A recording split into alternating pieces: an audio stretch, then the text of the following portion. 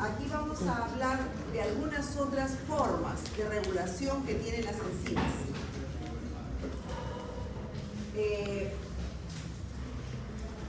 Dentro de los mecanismos de regulación tenemos estos 5 principales. Sin embargo, la inhibición enzimática ya la vimos en la clase anterior. Entonces, en esta clase vamos a ver las otras 4 que son pues parte del funcionamiento de las enzimas. Vamos a hablar de la regulación enzimática por retroalimentación. Como su nombre lo indica, es dentro de un flujo de actividades o una secuencia de actividades. Existen señales que inhiben o regulan el funcionamiento de la enzima. Está asociada esta regulación al producto, porque dijimos que era enzima, sustrato, complejo, reacciones y producto. Entonces, el producto es el que de alguna manera genera esta regulación para la actividad de cadena, de secuencia, o para la inhibición de esta actividad.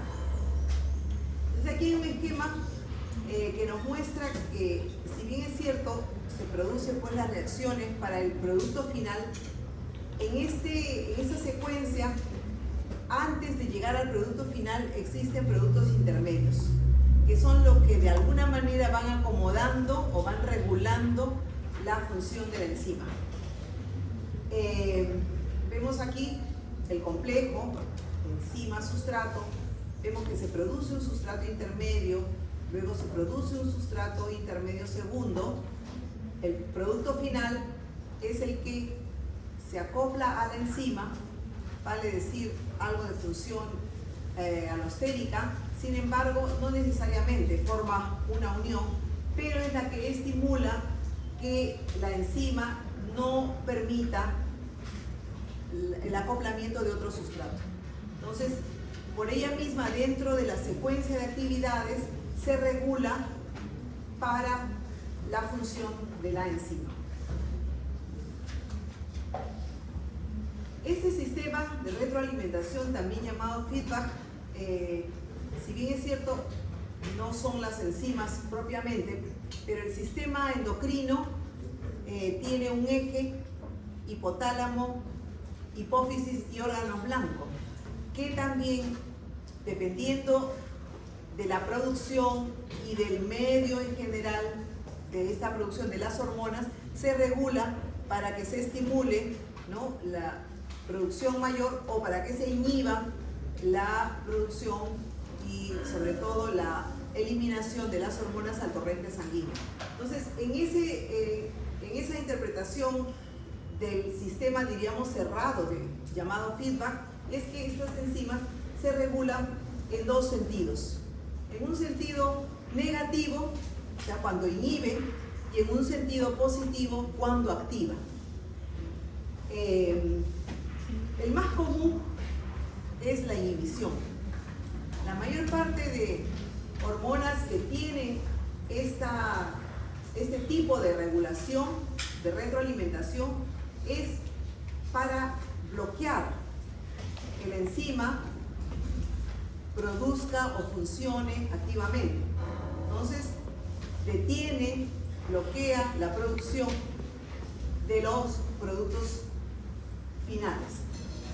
Un ejemplo es la síntesis de la isoleucina, ¿no? La isoleucina se inhibe en su producción a partir de que la treonina puede estar bloqueada cuando hay suficiente cantidad de leucina.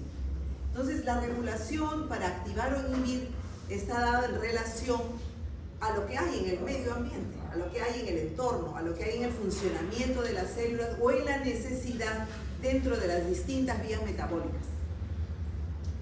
Entonces, en este caso, en este ejemplo, la isoleucina inhibe la treonina desaminasa, que funciona pues cuando hay suficiente cantidad de leucina, de manera que la producción o el ciclo que continúa se detiene.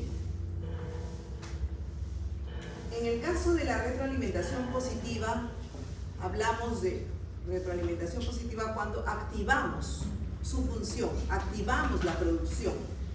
En este caso, que es, diríamos, menos frecuente, menos enzimas están involucrados en este tipo de regulación, es el proceso inverso, ¿no? Un ejemplo es en la coagulación de la sangre. Generalmente está asociado a esos eventos en que se requiere actuar de manera inmediata.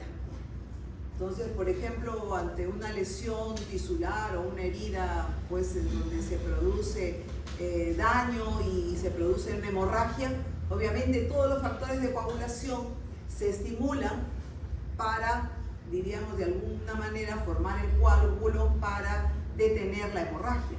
Entonces, en estos casos de necesidad urgente, imperiosa, inmediata, es como esta forma de regulación se activa para incrementar la producción. Este rol de una retroalimentación para regular el comportamiento o la función de las enzimas tiene que ver en general con mantener, siempre hemos dicho que todas las reacciones, su objetivo, su finalidad principal es mantener el equilibrio de funcionamiento de todas las células. Por lo tanto, cada vía, cada ruta metabólica funciona en una homeostasis, en momentos de necesidad o de cambios en nuestro funcionamiento en general, pues este metabolismo se altera y genera la urgencia o la necesidad de determinadas vías incrementen su funcionamiento u otras detengan su funcionamiento o restrinjan, disminuyan su funcionamiento. Entonces, principalmente está en relación a la conservación de la energía, que es un pilar fundamental para nuestra vida misma, ¿no? Si no hay energía, ¿y cuál es la molécula energética principal del organismo? Perdón, el ATP. Ya se olvidaron. Pensé que a coro me iban a decir el ATP. El ATP, si disminuye por X razones, inmediatamente se regula, ¿no?, para activar la función de las enzimas. También hemos mencionado, ¿no?, que hay determinados factores ambientales a la célula que generan la activación o la inhibición. Vale decir, ¿cuáles son los factores principales que hemos estado repitiendo últimamente que pueden modificar el comportamiento o la función, en este caso de las enzimas? ¿Qué factores cuando se modifica qué? La enzima bien produce, comienza a trabajar más o se inhibe. ¿Qué factores hemos mencionado? En las clases anteriores lo hemos repetido en varios momentos, que cuando hay cambios de pH, se modifica el comportamiento dentro de las vías metabólicas. ¿Qué otro factor? Me asusta. ¿Perdón? Muy bien, cuando hay cambios de la temperatura también se modifica el metabolismo y por lo tanto las enzimas también se regulan para producir más cuando corresponda o cuando producir menos o inhibirse cuando corresponda. El tema también importante, que como hemos dicho en muchas ocasiones, no es que un ciclo metabólico, una célula funciona de manera individual, aislada, ¿no?, con determinadas reacciones. No, todas se interactúan, todas se relacionan. Entonces, una vía depende de otra. La otra genera el estímulo para que la otra funcione. Lo importante es que todas en esa coordinación lleguen o traten de buscar una homeostasis, ¿no? Entonces, la integración de todas las vías es pues un factor sumamente importante y ahí están cómo se van regulando las hormonas. Si esta vía necesita más energía, perfecto, las hormonas que tienen que ver con la producción de la energía tendrán que funcionar más. Si hay demasiados productos en tal o cual otra vía, entonces otras hormonas que tienen que ver con esa función regularán, ¿no?, su producción para inhibir la dación de los productos, ¿no? La protección de la toxicidad. ¿Cuándo decimos que un elemento es tóxico a los tejidos? ¿Qué condición, entre comillas, fisiológica podríamos decir que los tejidos tienden a intoxicarse? Cuando hay acumulación de un producto, por ejemplo. Muy bien, ¿qué producto, por ejemplo, es tóxico si hay, bueno, en cantidades enormes? ¿Perdón? Claro, si empieza a incrementarse el CO2, ¿no? Puede producir una serie de alteraciones en todos los sistemas, en todas las vías, y obviamente que para proteger esa toxicidad se generan mecanismos o estímulos alternos para bajar el daño que pudiese haber y neutralizar la capacidad tóxica, por ejemplo, del CO2. ¿Qué otro elemento que hemos mencionado por allí también podría ser tóxico para la célula? ¿Qué hemos mencionado? Dentro de todo el funcionamiento de nuestras fábricas celulares. El ácido láctico. Cuando hacemos ejercicio extremo, el ácido láctico comienza pues a incrementarse en los tejidos y el organismo regula las enzimas para también neutralizar la producción del ácido láctico, en este caso, ¿no? ¿Ya?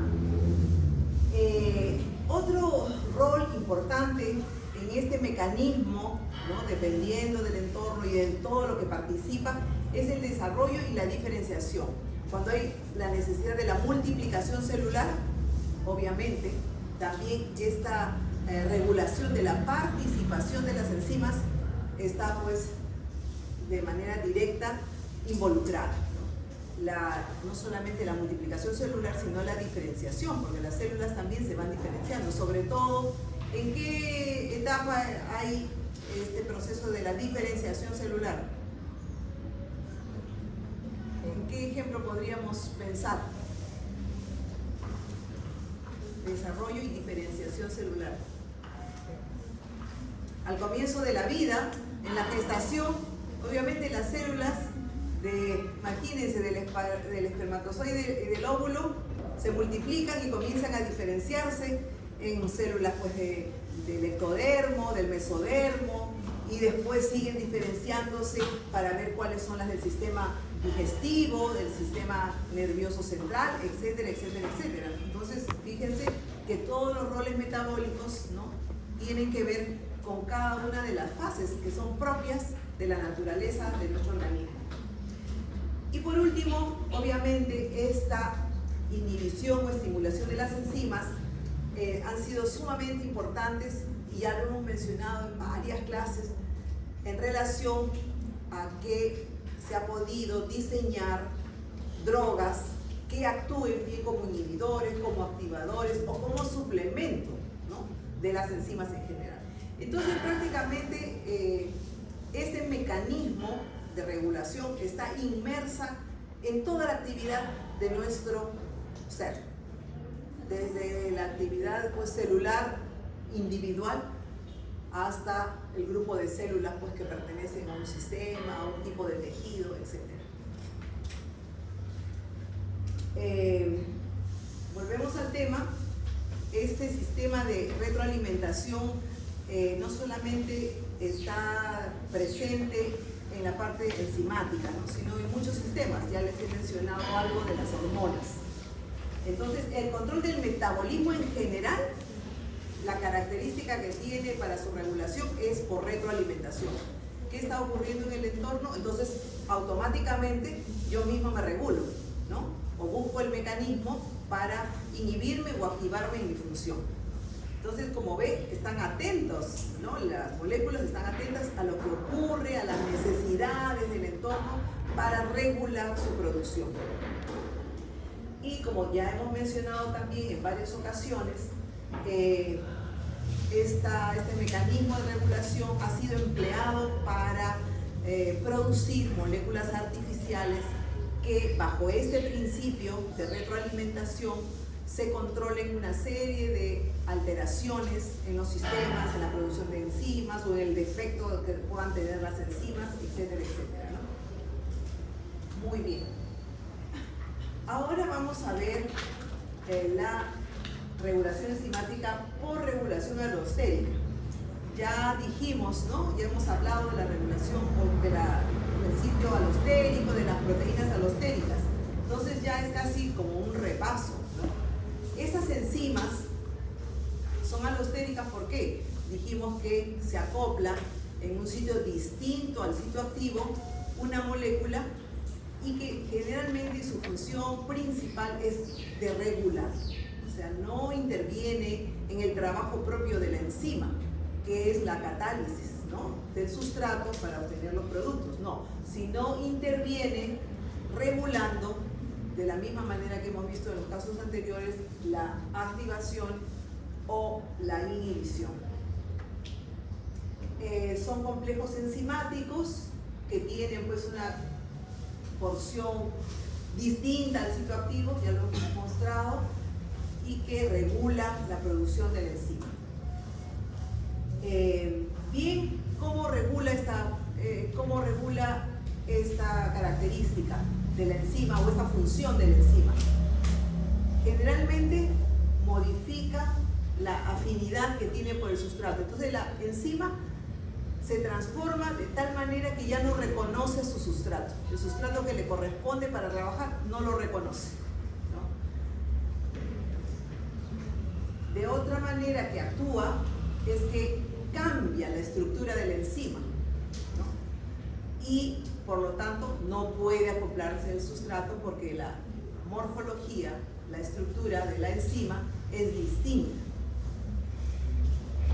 Y según esa relación que hay, obviamente van a haber efectos en la actividad de la enzima, inhibiéndose o sobreproduciendo. Pero principalmente esa forma de regulación trabaja para la inhibición, principalmente, pero también hay enzimas que trabajan activando la función de ellas. Estos cambios también son importantes porque pueden producirse en situaciones que requieren una respuesta rápida, una respuesta inmediata, ¿no? Y también una vez que se equilibra, ¿no?, la vía metabólica, el entorno, entonces la capacidad enzimática puede retomar su función habitual, o sea que es reversible, ¿no? Puede revertirse este efecto de la molécula alostérica. Entonces aquí podemos ver, esta es la enzima, este es el sitio alostérico distinto al centro activo, este es el sustrato, ¿no? La porción o la molécula alostérica se acopla a la enzima, en este caso, para producir una activación, de manera que la enzima sobreproduzca, ¿no?, a partir del sustrato los productos que requiere, porque esa condición en ese momento requiere de una actividad mayor. A diferencia que hay otra molécula alostérica que tiene el efecto contrario, que inhibe, ¿no?, las reacciones catalíticas o la producción de productos, por ejemplo, modificando pues el sitio activo, de manera que el sustrato no puede acoplarse y por lo tanto se detiene la producción de estos, ¿no?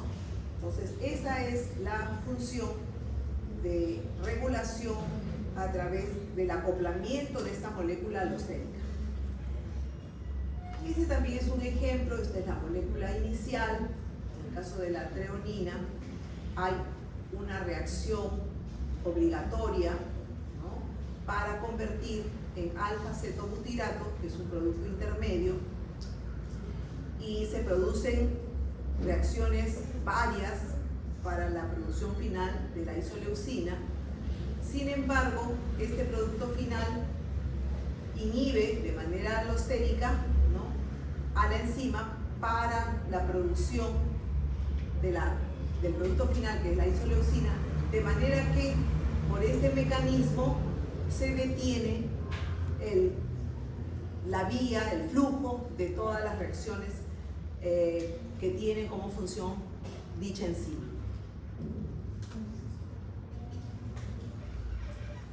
¿Qué tipo de regulación alostérica tiene? Ya lo hemos mencionado, ¿no? En algunos casos inhibe esta molécula alostérica, inhibe el acoplamiento del sustrato o en otros casos activa el acoplamiento del sustrato. O sea, la regulación es bidireccional, inhibiendo o activando, al igual que los otros modelos que hemos visto.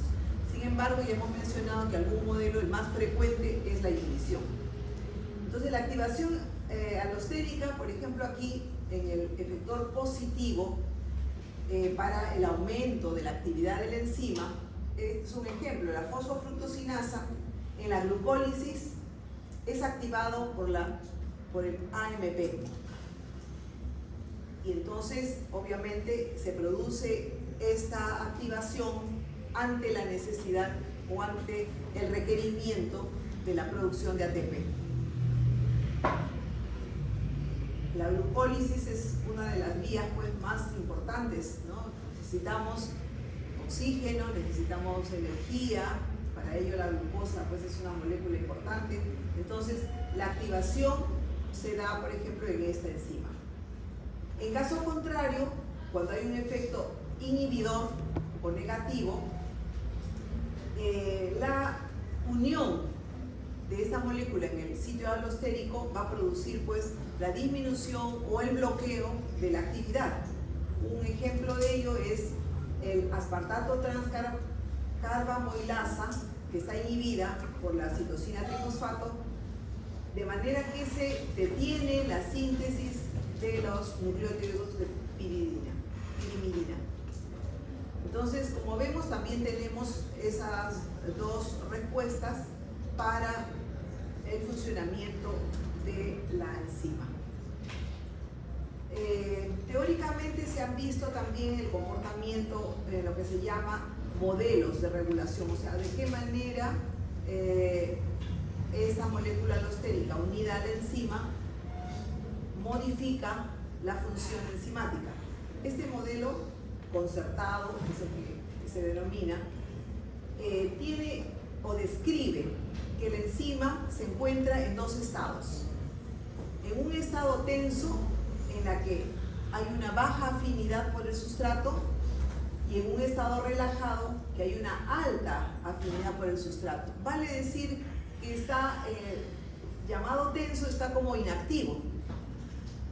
Caso contrario, en el estado relajado es una manifestación o una mostrarse de manera activa. Y el otro modelo, que es un modelo secuencial, en que esta regulación no es, diríamos, inmediata, sino es progresiva, ¿no? La unión del sustrato va cambiando hasta que se bloquea, se transforma el sitio activo y llega un momento en que ya no se puede acoplar el sustrato a la enzima. Pero no es inmediatamente, que todas van a regular y cambiar su actividad, no, sino es de manera progresiva en un espacio de tiempo determinado. Aquí está la gráfica de lo que es el estado tenso y de lo que es el estado relajado. El estado tenso se caracteriza porque hay una alta afinidad por el inhibidor. Entonces se acopla el inhibidor y bloquea pues la unión del sustrato. No hay un contacto, no se puede unir el sustrato y por lo tanto también la molécula de activación también está bloqueada. ¿Por qué? Porque la molécula de inhibidor, diríamos, se adueña de la enzima. Caso contrario con el estado relajado, en el que el inhibidor no puede acoplarse, o sea, está inhibida su acción de acoplarse a la enzima. Sin embargo, la molécula activadora y el sustrato sí tienen una gran afinidad, una gran capacidad de acoplarse a la molécula enzimática. Y de esta manera, la enzima va cambiando su estado de acción, su estado de función dentro de la ruta metabólica a la que se encuentre haciendo efecto. Ejemplos de estas enzimas son la hemoglobina no es una enzima, sin embargo el principio con el que maneja el oxígeno, el CO2, es ese principio de afinidad, ¿no? Y ese principio de feedback para conseguir el efecto que ya hemos mencionado, que ya hemos visto. Entonces, en este caso, vuelvo a repetir, la hemoglobina no es una enzima, pero regula, ¿no?, la concentración y la afinidad del oxígeno de esta manera. El oxígeno en este caso actúa como un efector positivo. El efector positivo, ¿qué estamos diciendo? ¿Qué significa? ¿Que activa la función o inhibe la función? Activa la función. Entonces, en este caso del ejemplo de la hemoglobina, que es de otro sistema y de otras funciones, sin embargo, utiliza este mismo mecanismo, el oxígeno es el efector. La glicógeno fosforilasa es una enzima muy importante porque actúa en función al glucógeno, que es la energía de respaldo, ¿no? Entonces, ante una situación de necesidad energética, echa mano al glucógeno para obtener la energía que se requiere. Esta enzima es muy, muy importante. La otra enzima que tiene esta característica de alostérica es la piruvato quinasa.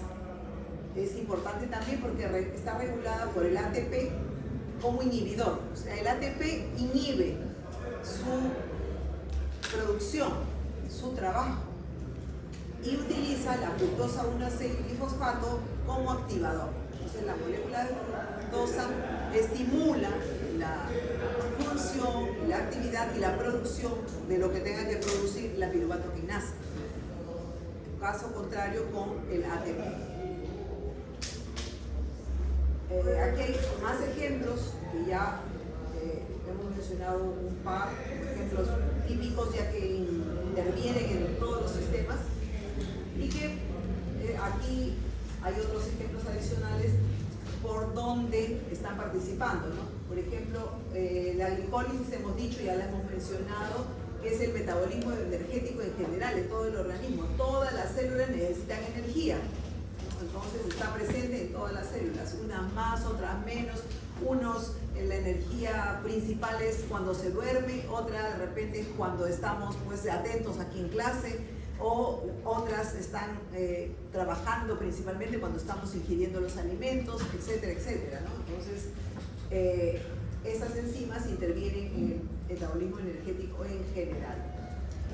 Aquí hay un ejemplo también, o varias de las enzimas que participan en el ciclo de Krebs, y están las moléculas que las activan o que las inhiben en su función.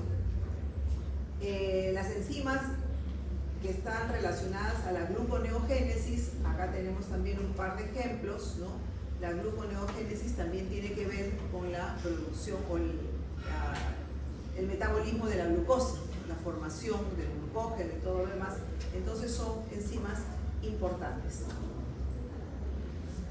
Aquí hay ejemplos de enzimas que están relacionadas a la biosíntesis de nucleótidos. Los nucleótidos tienen que ver con la parte, diríamos, genética, con los genes, con la producción pues, de estas proteínas y el metabolismo en general de estos componentes, ¿no? Aquí tenemos dos ejemplos.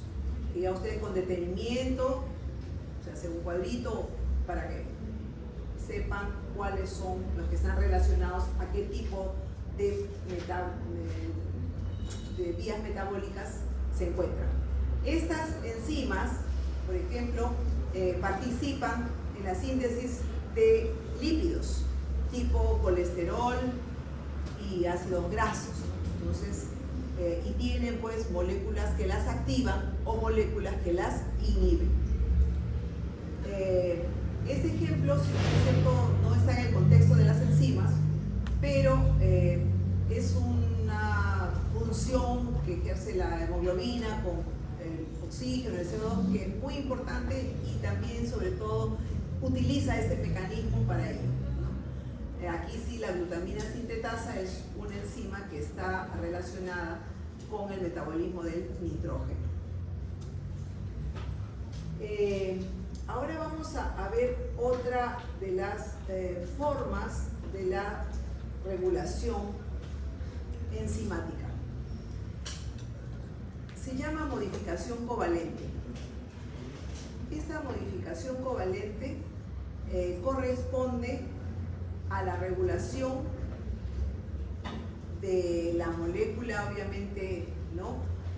Química, cuando hay se comparten electrones, o sea, ya moléculas.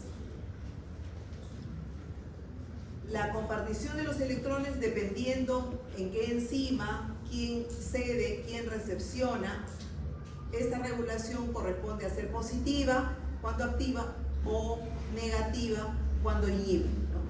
Entonces tiene la misma función de activar o inhibir, pero utilizando los electrones, trasladando los electrones.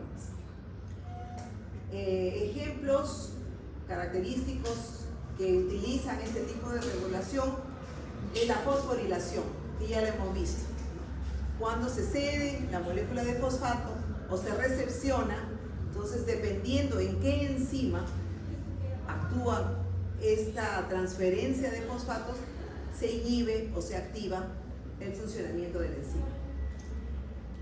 Otra de las vías que también utiliza la transferencia de los electrones es la metilación, o sea, se maneja el grupo metilo. El grupo metilo, si se transfiere o si se recepciona a determinada enzima, ejerce su actividad de activación o inhibición, dependiendo de la enzima. Este otro mecanismo es con los grupos de acetilación y desacetilación, o sea, los grupos acetilo son los que intervienen, ¿no?, en este sistema de modificación covalente. La ubiquitinación, esta es una molécula, la ubiquitina, que marca las proteínas para la degradación, de manera que cuando esta molécula está unida, tiene un efecto pues activador o inhibidor dependiendo del tipo de enzima a la que se adhiere. Por último, la proteólisis también es una forma de regulación, ya que algunas enzimas, ¿no?, sintetizan, inactivan, activan la ruptura de las proteínas, o sea, tiene un efecto proteolítico. Entonces, esos son algunos de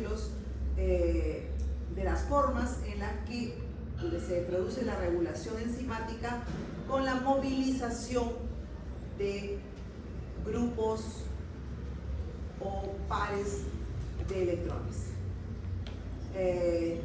Lo que hemos ido mencionando, algunos de ellos, la fosforilación, hemos hablado del fosfato, la adenilación es el grupo adenina, la ADP ribosilación es la molécula de la ribosa, la metilación en el grupo metilo, ¿no?, son las moléculas que intervienen en su transferencia para determinar la actividad o inhibición de la enzima.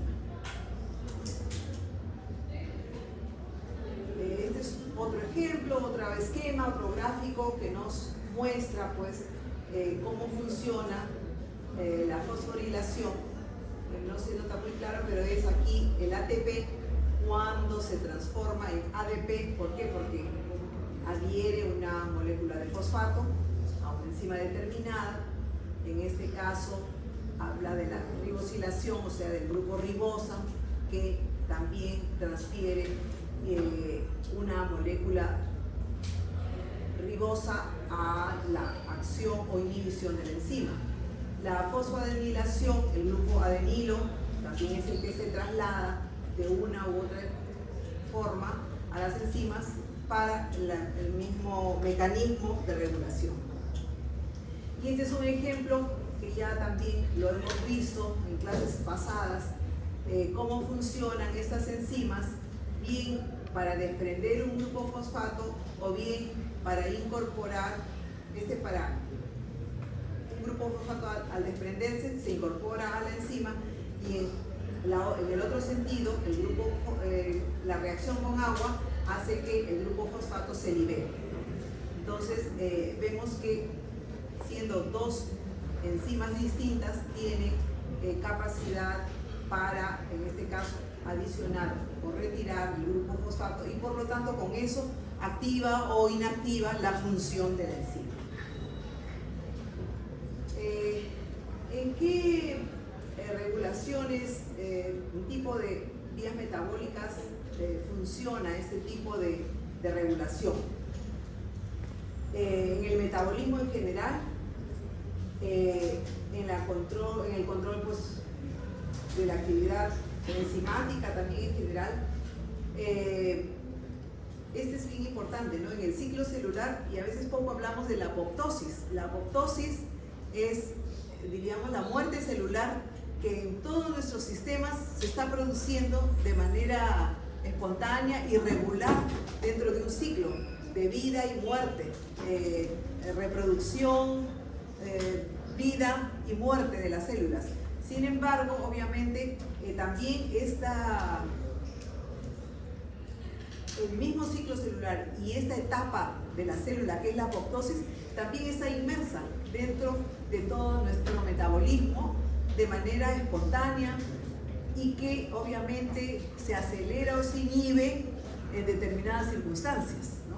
Entonces, por ejemplo, el envejecimiento, pues determinados sistemas aceleran, ¿no?, con más evidencia la función dentro de la apoptosis.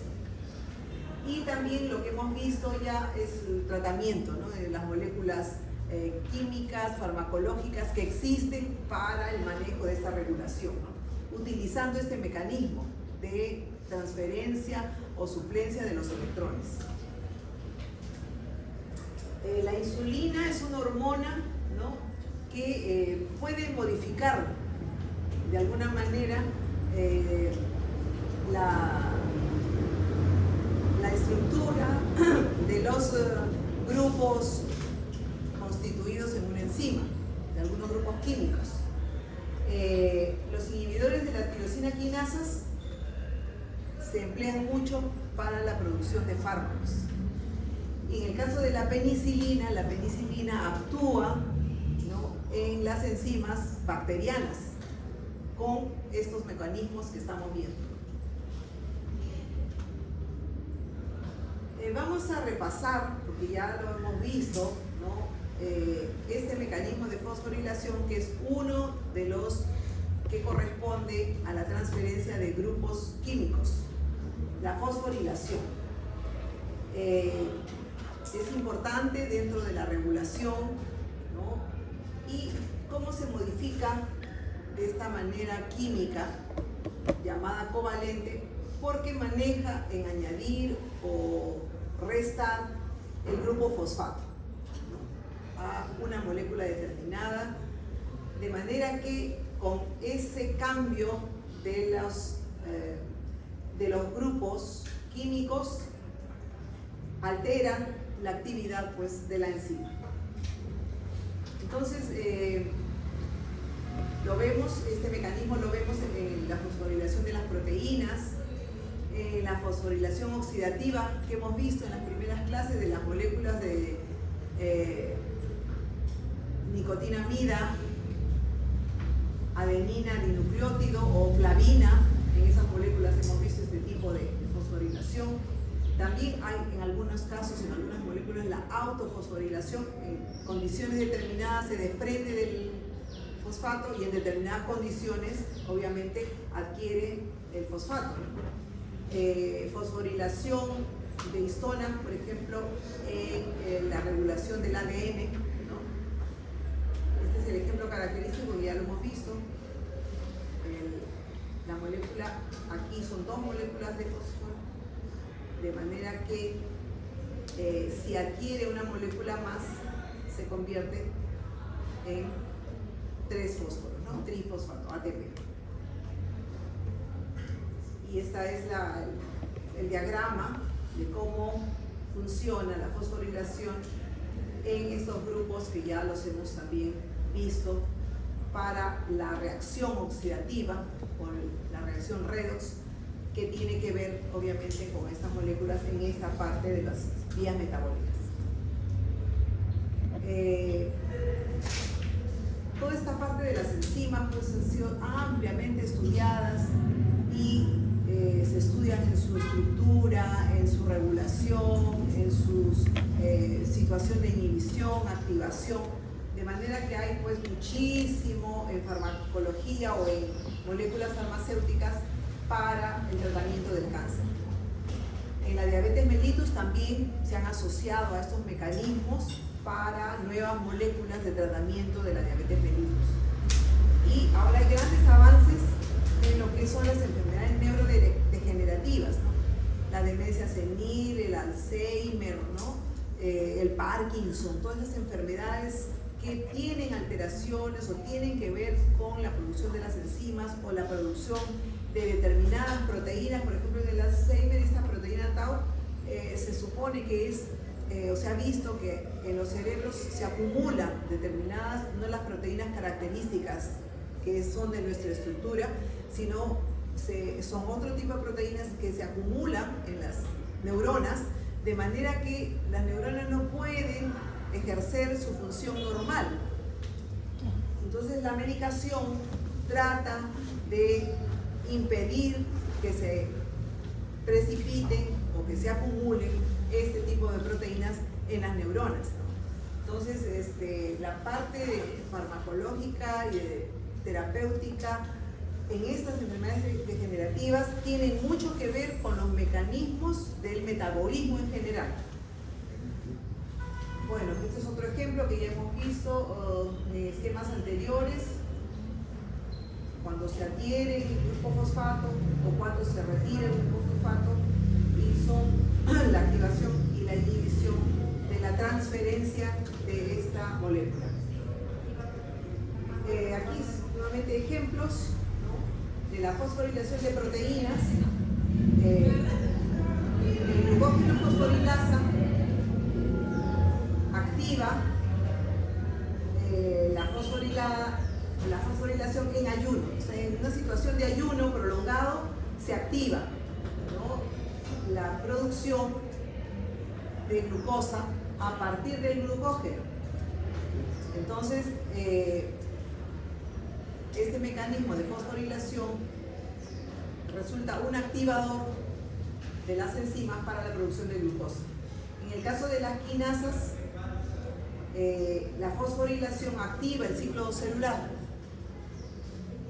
El cáncer, bueno, está completamente, esta secuencia de reacciones está alterada, y por eso que hay una multiplicación celular pues exagerada. En el caso de la autofosforilación, se habla de las enzimas que intervienen en los factores de crecimiento. O sea, automáticamente las células saben que tienen que crecer, que tienen que reproducirse, ¿no? Y obviamente no necesitan de moléculas o de estímulos externos, sino los propios pueden ser utilizados. En el caso de los inhibidores, como la tirosina quinasa, que bloquean en moléculas artificiales el metabolismo celular para la reproducción. La fosforilación oxidativa la vimos que está pues relacionada directamente a la producción de ATP, ¿no?, con la molécula de fósforo que se traslada para formar el ATP cuando se requiere, o desplazar la molécula de fósforo libre para quedarse en ADP, que también tiene funciones determinadas. Y lo que ya hemos mencionado, que las enfermedades neurodegenerativas también están asociadas. Por último, vamos a ver el tipo de regulación enzimática de activación por proteólisis. Como su nombre lo indica, la activación, en este caso diríamos un estímulo positivo, es cuando la enzima se va a activar, pero de manera irreversible, o sea, definitiva. Este es prácticamente la única forma en la que la activación o la inhibición es irreversible, a diferencia de las anteriores, que una vez retirado el factor, sea el grupo químico, sea la molécula allosterica, etcétera, de todo lo que ya hemos repasado, puede retomar, ¿no?, su función, su estructura, la enzima, pero en este caso no. ¿Por qué? Porque como su nombre lo indica, proteolítica, o sea que hay una lisis, hay un rompimiento, ¿no?, de una proteína. En este caso afecta una cadena polipeptídica para ejercer la función de regulación. También se genera en circunstancias que se requiere una respuesta inmediata, rápida, y una respuesta, diríamos, fuerte, una respuesta que asegure, ¿no?, la inhibición generalmente de las reacciones. Por ejemplo, la digestión y la coagulación están presentes este tipo de regulación. Aquí en este esquema que estamos viendo es una prorenina, una molécula de prorenina que tiene una región que es manejada y manipulada de dos formas. Se retira esta porción proteica, que es un receptor. El receptor, acopla esta parte, esta región de la molécula y activa el centro de la molécula propia, porque ya no tiene esta porción superior, y se transforma en renina, ¿no?, porque produce de manera, diríamos, de activación. Sin embargo, cuando este proceso es por un corte, o sea, un retiro de esta porción, la prorenina también puede continuar a la formación de la renina. Es una activación porque se está retirando una porción de la molécula completa para que ejerza la función que corresponde.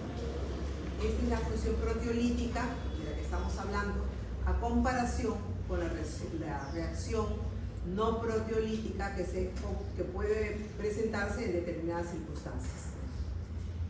Ahora, acá hay una palabra que podría hacernos dudar, ¿no? Se dice que algunas formas inactivas de las enzimas, o sea, proenzimas o simógenos. Nosotros, ¿cómo denominamos la enzima inactiva?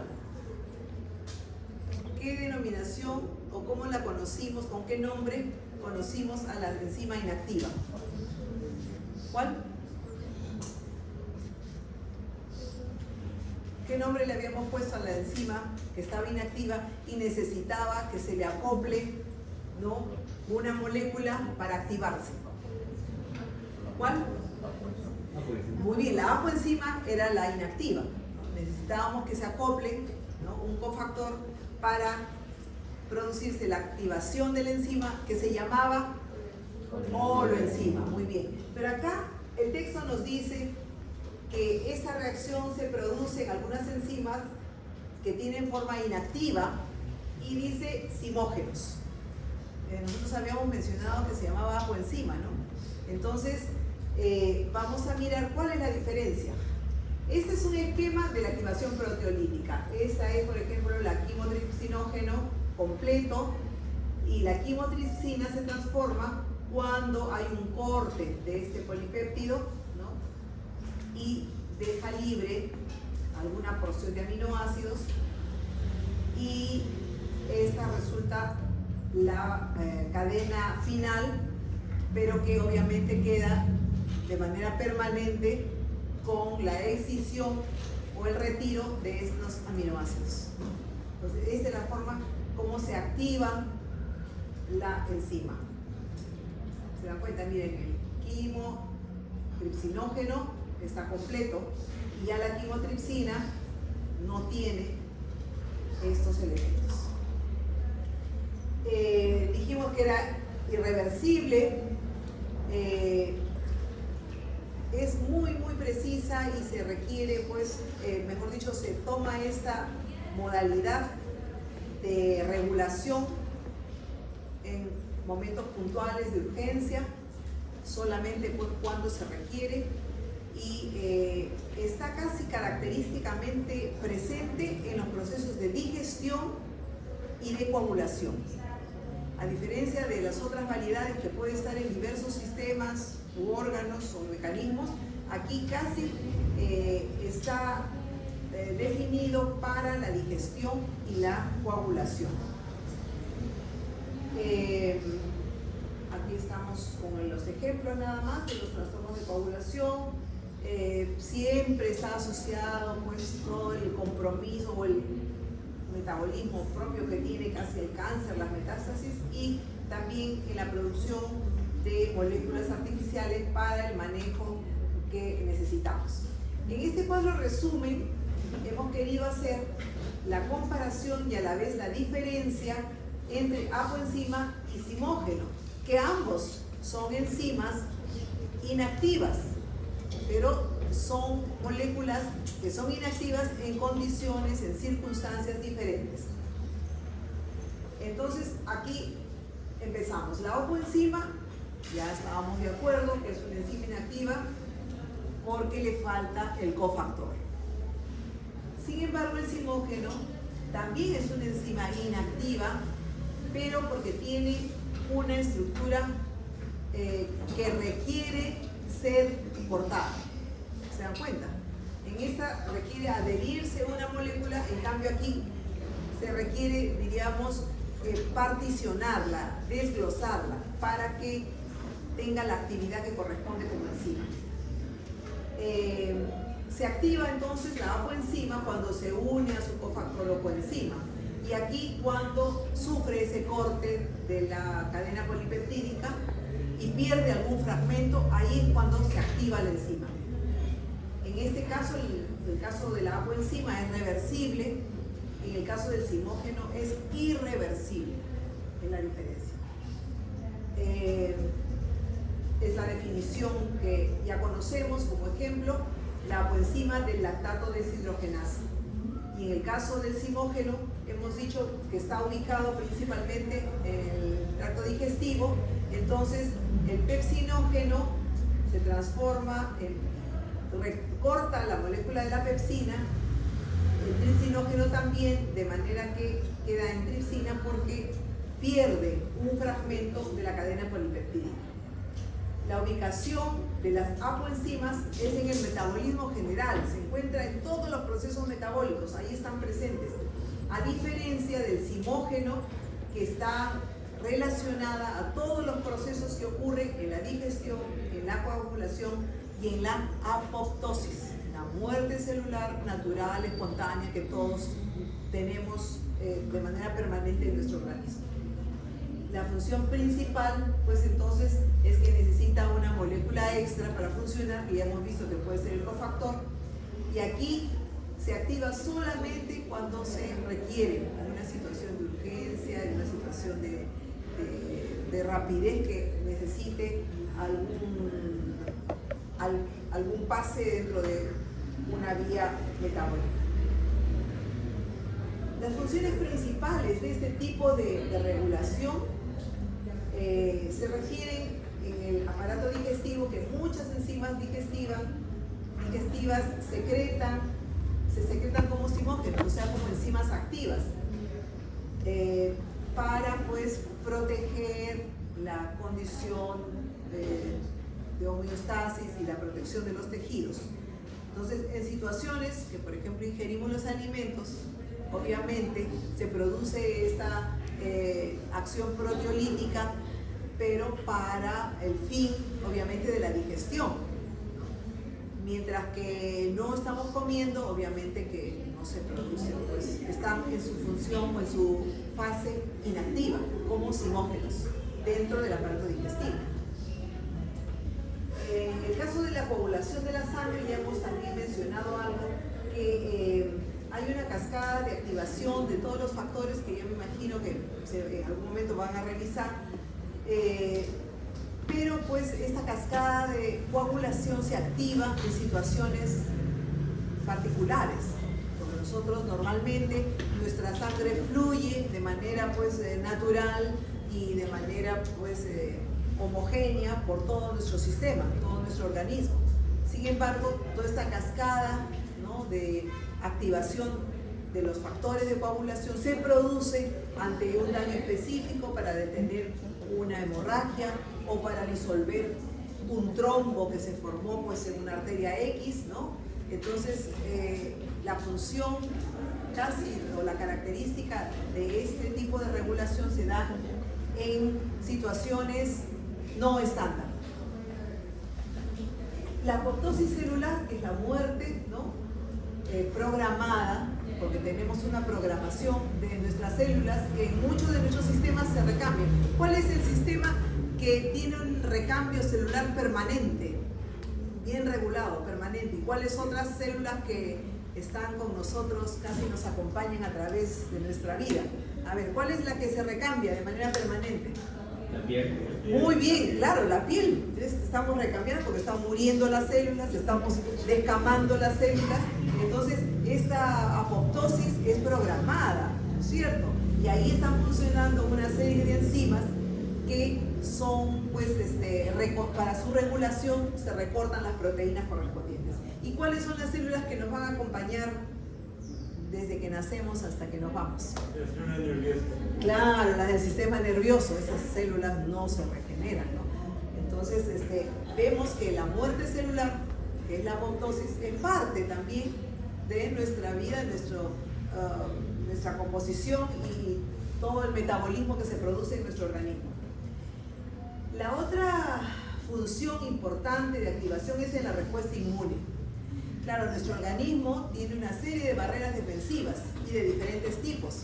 Sin embargo, hay moléculas como el complemento que participan de manera activa en esos momentos que se requieran, sobre todo cuando hay el ingreso o tratan de ingresar a nuestro organismo moléculas extrañas, como gérmenes, por ejemplo. Entonces el complemento inmediatamente se activa y se produce pues una reacción para activarse de un corte en su estructura de cadena polipeptídica para actuar de manera importante en la respuesta inmune.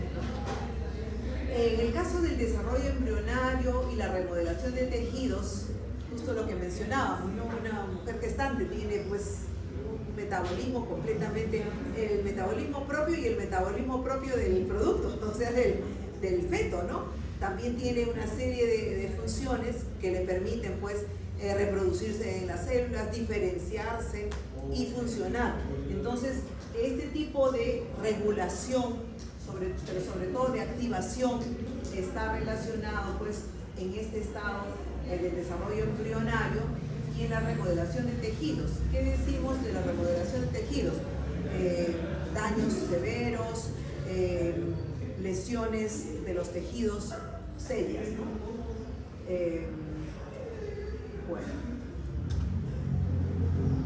aquí hay un cuadro también, una síntesis de algunas enzimas digestivas, ¿no? ¿Cuál es la forma inactiva? O sea, ¿cómo se llama el zimógeno? ¿Cuál es la enzima que luego del corte proteolítico queda como enzima activa? ¿En qué ubicación se encuentra?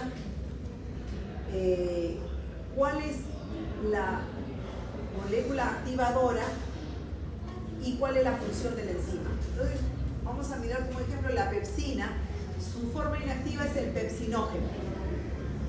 Y obviamente cuando se produce ese corte proteolítico de su cadena polipeptídica, se genera la pepsina, que se encuentra en el estómago y funciona, ¿no? El pH resulta ser el que activa la enzima.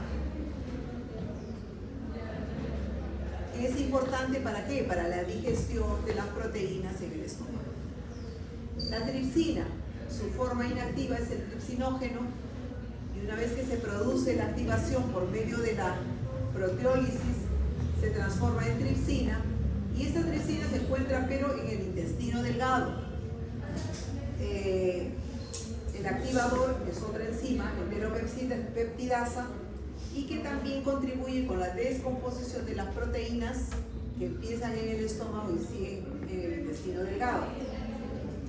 La quimotripsina, igualmente tiene su forma inactiva, el quimotripsinógeno, la forma activa, la quimotripsina, también de ubicación en el intestino delgado, y esta tripsina se activa por el corte, por supuesto que estamos poniendo el ejemplo de todas en esta modalidad de regulación, y también contribuye a la descomposición de las proteínas. La carboxipeptidasa, la forma inactiva es la procarboxipeptidasa, y en su forma activa se denomina carboxipeptidasa. También se encuentra en el intestino delgado. La tripsina es la que activa con el corte correspondiente, y esta de aquí funciona eliminando los aminoácidos del grupo carboxilo de las proteínas, o sea, también es parte del metabolismo, la digestión de las proteínas, pero en alguna función específica en relación a los grupos, en este caso carboxilo.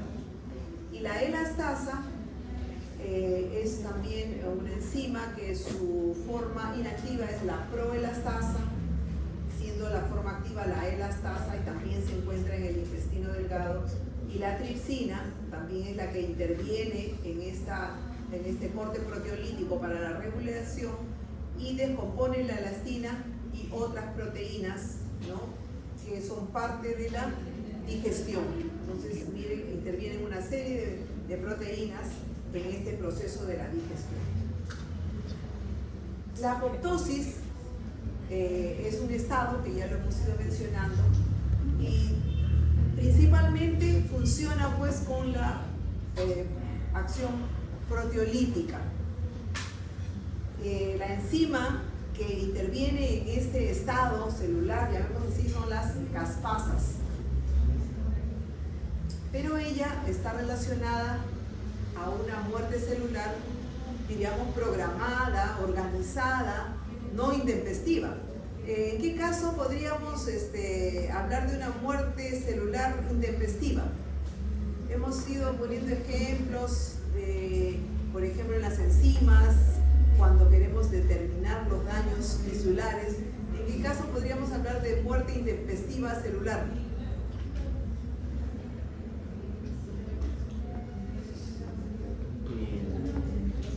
A ver, ¿quién se anima? A ver. Por un patógeno.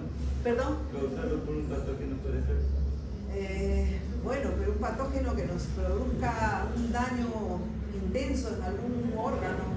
Puede ser un golpe. ¿Perdón? Un golpe puede. Claro, o sea, claro, un traumatismo severo nos destruye pues parte de repente pues de una extremidad o una víscera, ¿no? Una víscera. Sin embargo, dentro de lo que hemos estado hablando, también me refería a que, por ejemplo, un infarto, ¿no? Las células se deprivan del oxígeno y muchas mueren. Miocardio, las células del miocardio, ¿no? O en el caso de la hepatitis también. La hepatitis, como dice su compañero, es un patógeno que, claro, invade y destruye el tejido hepático. Entonces, en ese caso son muertes, diríamos, intempestivas, que tienen otros mecanismos, ¿no?, para la regeneración en ese caso. En este caso está programada la muerte celular dentro de todo un flujo de reacciones, de acciones y de funciones que tienen las células. Entonces, las caspasas realizan ese corte de las cadenas polipeptídicas y descomponen las proteínas esenciales de la célula, las cuales se desintegran y mueren. Y lo importante es que, como es programado y está dentro de sus funciones, no se produce ningún proceso inflamatorio al entorno, cosa que en una muerte de células, en un infarto, en un accidente, en una hepatitis, inmediatamente también se producen fenómenos inflamatorios, porque van a tratar de neutralizar, ¿no?, el daño celular, los procesos inflamatorios que se generan a partir de estas lesiones. En cambio aquí no, está programado que tiene que morir, entonces no hay ninguna reacción inflamatoria ni nada, y espontáneamente se generan los mecanismos para, en el caso de la piel, por ejemplo, seguir produciendo nuevas células, ¿no? Entonces, en este caso, lo que ocurre en la molécula tiene ya como estructuradas las zonas en donde tiene que hacerse el corte de esa cadena polipeptídica.